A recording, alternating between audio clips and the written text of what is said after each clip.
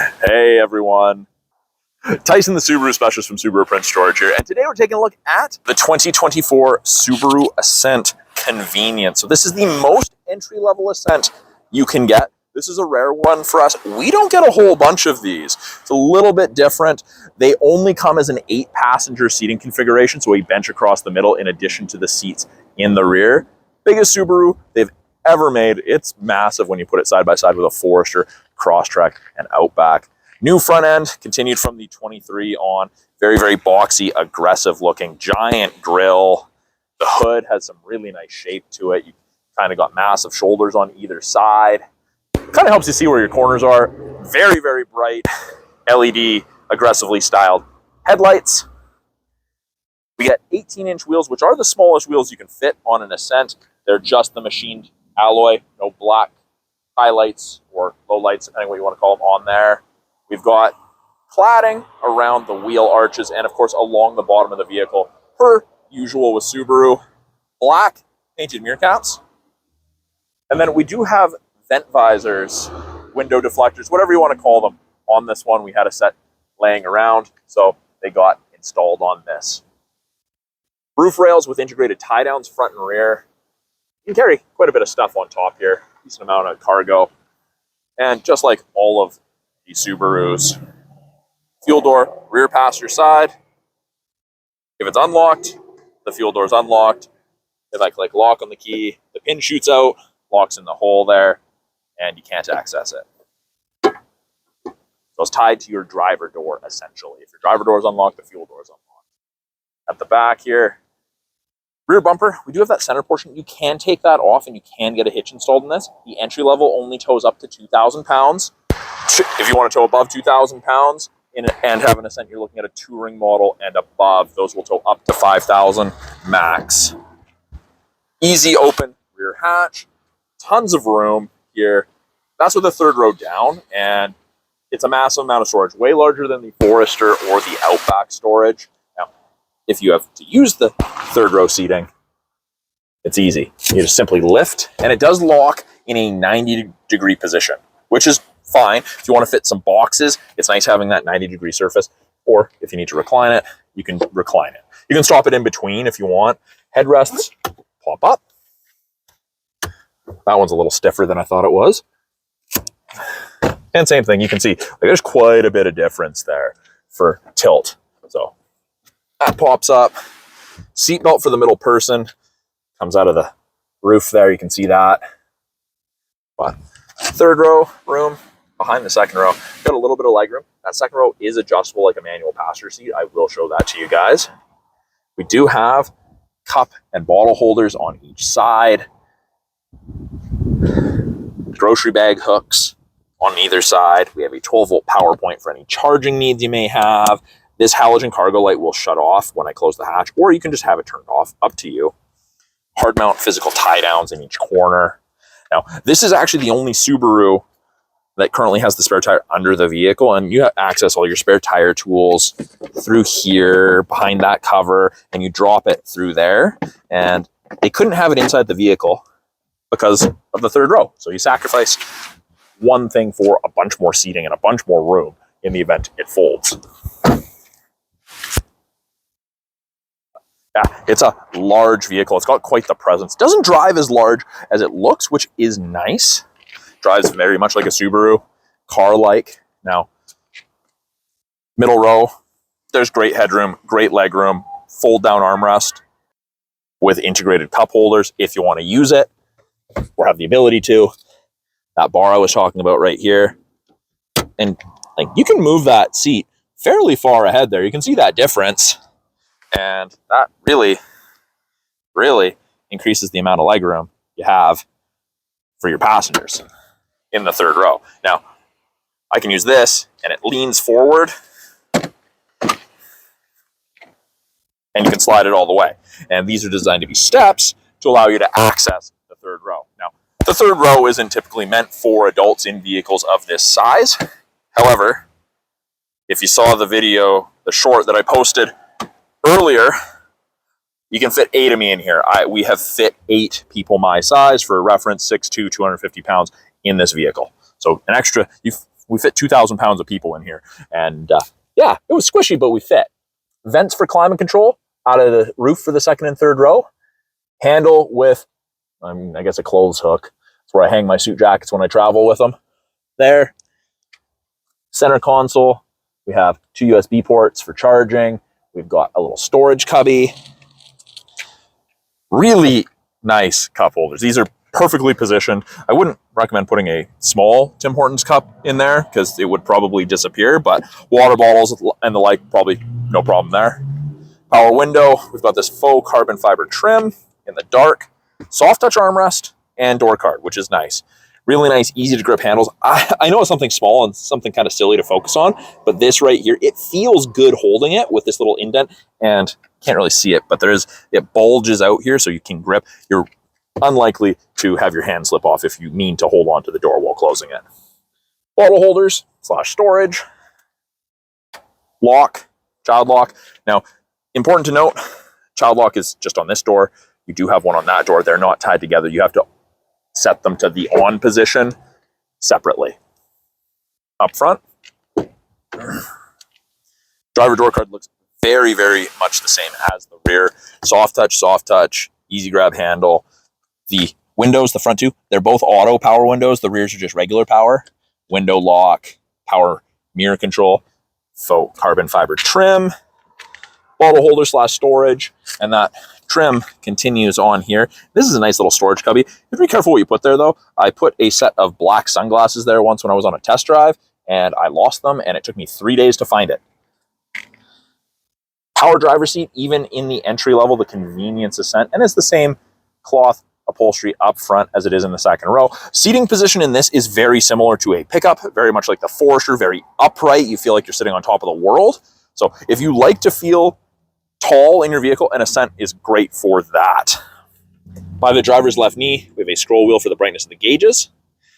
And then, of course, down below that, fuse panel. Now, let's hop in. This is the only Ascent that has a key. Comes with a key now. Everything else is push button start. This is the only one with a key. So, regular keyed ignition. Don't know if you can see it there, but there's those LEDs, kind of like the Outback and the Ascent. Just part of your head, kind of a heads-up display. It pairs with your EyeSight cameras to give you indications of what setting's going on or what's happening, which is nice to have. Steering wheel, same layout as the majority of our others. This is the entry-level steering wheel, so kind of a rubberized plastic steering wheel. It's not leather-wrapped. Doesn't feel bad. It's not uncomfortable by any means. It's just not leather-wrapped, and that is something I felt you should all know. Controls on the steering wheel. Left-hand side, we have our Bluetooth and audio controls. You can make and take calls, control the volume of the calls and the music, issue voice commands, switch from AM to FM to USB to auxiliary. This little toggle changes our small little center display. So right now we've got fuel economy, which obviously we're sitting here, we're not getting very good economy. Time running versus distance traveled, what we're running, or how long we've been running. Clock, outside temperature, lots of different things. Pieces of information, depending on what you want to look at. Just came in, so needs fuel. Right-hand side, we have our adaptive cruise and our lane centering. So adaptive cruise, lane centering. You can see in front of the Ascent there is 4 bars all the way down to 1. That's the follow distance behind the vehicle ahead of you that you'll follow at if you catch up while using cruise. Lane centering, which I've just turned off and back on. That will help keep you between the lines above 60 kilometers an hour if the cameras, which are the black boxes that I pointed out to you earlier, can see the road lines, which is great. Works really, really well. Not a replacement for you, but it is a nice aid. Steering wheel itself is both tilt and telescopic. So depending how you like to sit, adjust it based on your arm, leg length. It's great. Despite being entry level, you get the 11.6-inch touchscreen. I believe this is the only entry level Subaru that gets the 11.6. Generally, you end up with the 2 7-inch screens, which is kind of cool. So top portion, got what you're listening to. You've got your widgets. So you simply click, and if you want to change one, I want to put it to what I normally put it to, calendar. Got weather, part of your 3-month satellite radio trial. And then you have access to X mode, which is like 4x4 low in a pickup. Only works up to speeds of 40 kilometers an hour. After that, it shuts off and goes back to regular all-wheel drive. So turn it on. I get the X mode screen. If I exceed 40 kilometers an hour, it shuts off. Handy. Main portion of the screen, we have radio, media, and phone, which are fairly self-explanatory. Phone is going to allow you to hook up your phone for Bluetooth. Under apps, we have Android Auto and Apple CarPlay. Car info, driving statistics, you can set maintenance reminders, you can turn the display off. Turn that back on here in a second. Valet mode, auto vehicle hold, which is a brake holder for construction, drive-through, or rush hour traffic. You can turn off traction control, and you can add additional shortcuts to a certain area of the menu if you find yourself going there often. Now, we do also have physical volume and tuning knobs, which are nice. We still have those. We have the little envelope there, Monopoly House. That's your home screen. Always takes you here. Put it in reverse. Backup camera pops up, shows you the top of the bumper, so you have something to relate to. Those orange lines move, show you where you're going to end up if you keep your wheel turned that way. But we also have easy access to turn on auto vehicle hold that I was talking about earlier. You've got menus for vehicle control, driving assistance. You can turn off the lane departure. You can make it just beep at you. You can change it to miles per hour for your digital speedometer. There's lots of customization available. We have the ability to hook up to 5 Bluetooth devices. You can set driver profiles. And then we have our climate controls. So we still have physical buttons on either side, and it is dual zone, actually tri-zone technically. Or I simply click, it brings up this, and I've got my driver's side temp, I have my passenger side temp. I can sync it all together. I can control where I want my airflow coming from, if I want to recirculate, and that screen will disappear after a little bit if there's no driver input. So you don't have to worry about pressing that big red X. Now, you control the rear. So you control the temperature in the rear, the fan strength, where the airflow is coming from. It's really handy. There's no controls in the second or third row for this, so you've kind of already locked them out. On the other trims, you have the ability to lock it because they do have controls in the second row. Heated seats, 3 stages for both the driver and passenger. And you see, you can turn off everything altogether if you wanted. Below that, storage cubby with a 12-volt power point. We have 2 USBs and an auxiliary. It is an automatic CVT. We have the manual mode. You can use the paddles to manually select your own gears if you want. Park brakes are electronic now. Pretty much everything's going that way. We've got our dual cup holders.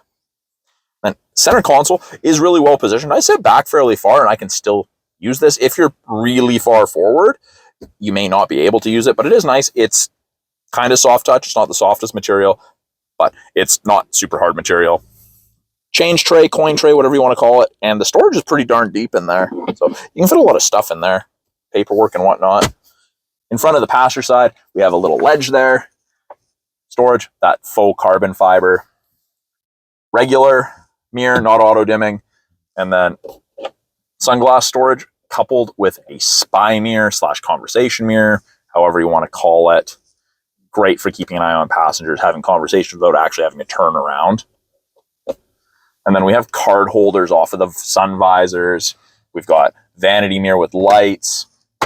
We have the ability to pull this and slide it out if the sun's directly at our left or right. So it is a very well-equipped vehicle. Base model does not have to mean basic. I'll show you guys under the hood because I didn't show you that. I did tell you that it's the 2.4 liter turbocharged engine, but I didn't actually tell you. So you open the hood on this like every other Subaru. Facing the Subaru, you go in, hand to the right-hand side of the Subaru logo, in, facing down, move from right to left, and you lift. It's that latch right there that you're moving from right to left. So this is it. This is the 2.4 liter turbocharged boxer engine, 260 horsepower, 277 pounds-feet of torque. Top mount intercooler, you've got your ducting for your intercooler, and it goes right through the grill. You've got air box, easily accessible, and pretty much everything in yellow is what the average consumer is going to touch. Brake fluid, washer fluid, coolant, oils down there, oil filters there, easy access to the battery, dipsticks right there. Pretty open engine bay, all things considered. And I like to drop the hood. I don't like to put it down and push on it. It feels to me like I am going to break it. Now, I did tell you guys I was going to show you what the headlights looked like. I didn't turn them on. I'll be right back. So I'm back, and obviously it's bright out, so it is kind of hard to see exactly how bright they are, but they're ridiculously bright headlights, LEDs, You've got that C channel cut, daytime running light. It's a good looking vehicle. So yeah, that is a quick walkthrough of the 2024 Subaru Ascent Convenience, the most entry-level Ascent you can get, biggest Subaru they've ever made. Final 360 walk around I always like to give you guys.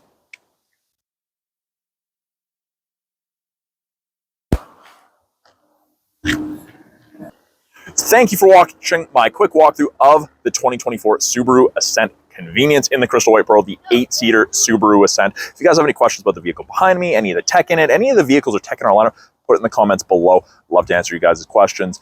Hopefully I get asked something that I don't have the answer to, so I get to go searching and find it for you guys. If there's something you'd like to see in a future video, again, put that in the comments. I'm more than happy to accommodate you guys. Thanks for watching. We'll talk soon.